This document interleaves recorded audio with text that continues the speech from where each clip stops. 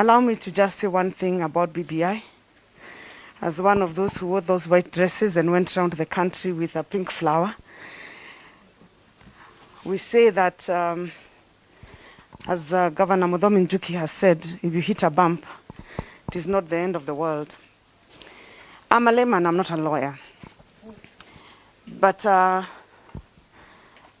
listening to the ruling that was there a few days ago, you will know that that ruling was fundamentally flawed. And one of the things that I will give an example, and this is with all due respect to the judges, I am a great respecter of the rule of law, and I'm also a great respecter of democracy.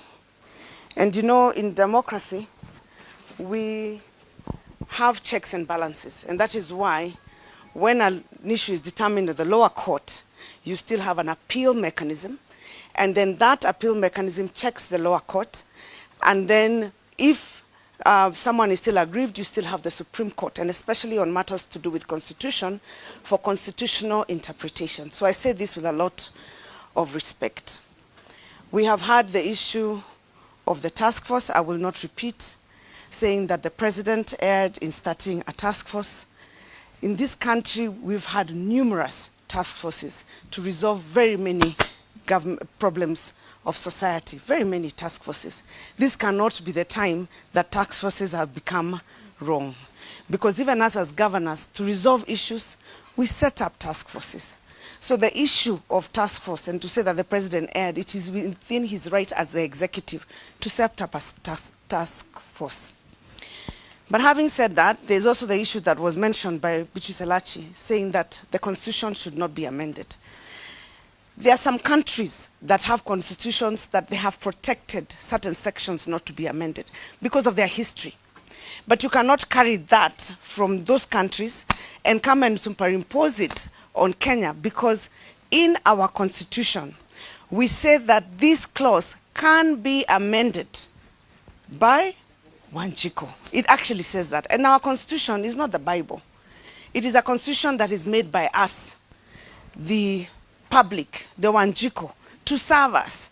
And if it outlives, certain sections outlive themselves, then we are at liberty as the people who initiated it, because it is as Wanjiku, the Kenyan people, who wrote it in the first place. So that was another error.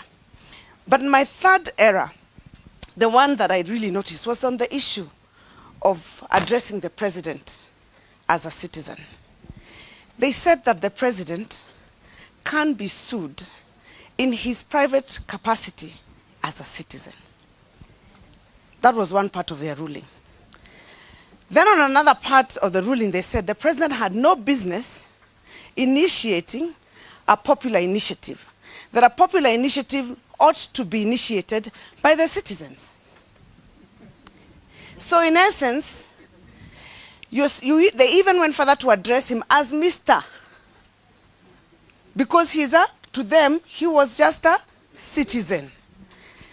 And therefore, the question I would ask is, why would it be wrong for the president as a citizen, because they recognized him as a citizen, to initiate a popular initiative?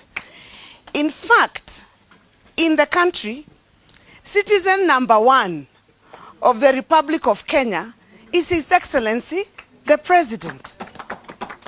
So to say that the President erred, they actually contradicted themselves. And again, as I said, I'm not a lawyer, but I'm a lawyer by association.